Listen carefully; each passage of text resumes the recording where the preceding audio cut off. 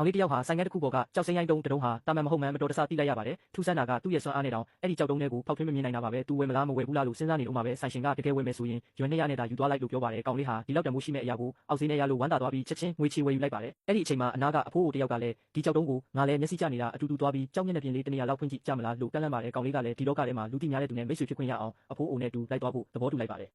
ဒါပေမဲ့သူတို့ကြောက်ဖြတ်တဲ့ဆိုင်ကိုရောက်တဲ့အခါဆိုင်ရှင်ကကောင်းလေးရဲ့ကြောက်တုံးကိုတစ်ချက်ကြည့်ုံနဲ့ဒါကမျက်နှာပြင်ဖွင့်ကြည့်ဖို့တောင်တန်ဖိုးမရှိတဲ့အမိုက်တုံးပဲလို့နှိမ်ပြောပါတယ်အဖိုးအိုကဝင်ပြောပြီးတော့မှဆိုင်ရှင်ကမျက်နှာပြောင်းသွားပြီးချက်ချင်းပဲကြောက်မျက်နှာပြင်ကိုဖွင့်ပေးပါတယ်အဖိုးအိုကပါအထင်ကြီးထားတဲ့ဒီကြောက်တုံးဟာမျက်နှာပြင်ပွင့်လာတဲ့အခါမှာတော့ဘာအရေးသွေးမှပါမလာတာကိုတွေ့လိုက်ရပါတယ်အဖိုးအိုကငါမျက်စိမှားသွားပြီထင်တယ်ဒါကအလကားအမိုက်တုံးပဲလို့တက်ပြင်းချပါဒါပေမဲ့ကောင်လေးကတော့လက်မလျှော့ပဲဒီကြောက်တုံးကိုအလဲကနေတဝက်တီတီဖြတ်ပေးပါလို့ထပ်တောင်းဆိုပါတယ်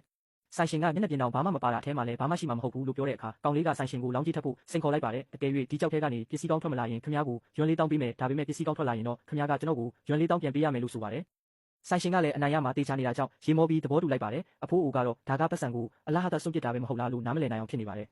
ကောင်လေးကဘသူ့ကိုမှဂယုမဆိုင်တော့ပဲကြောက်ဖြတ်ဆက်ရှိမှထိုင်လိုက်ပါတယ်သူဟာဒီတစ်ချိန်တင်မကပဲသူ့ဘာသာသူကြောက်ကိုဖျက်ဖို့ဆုံးဖြတ်လိုက်တာပါသူအသက်ပြင်းပြင်းရှူပြီးစိတ်ကိုတည်ငြိမ်အောင်ထားလိုက်ပါတယ်နောက်ဘာဖြစ်လာမလဲငါမသိဘူးဒါပေမဲ့အမေရဲ့ခွဲစိတ်စိတ်အတွက်ငါမှဒီတစ်ချိန်မဲ့အခွင့်အရေးရှိတော့တယ်လို့တွေးရင်ကြောက်ကိုစတင်ဖျက်တော့ပါတော့တယ်ကောင်လေးရဲ့မျက်လက်မျက်လုံးနဲ့တောင်ဖောက်ထွင်းမမြင်နိုင်တဲ့ဒီကြောက်တုံးထဲမှာဘလို့အံ့အားသင့်စရာယတနာမျိုးဝတ်ထားတာလဲသူလောင်းကျင်းနိုင်ပြီးအမေအတွက်ခွဲစိတ်စိတ်ရွှန်လေးတောင်းရသွားမလား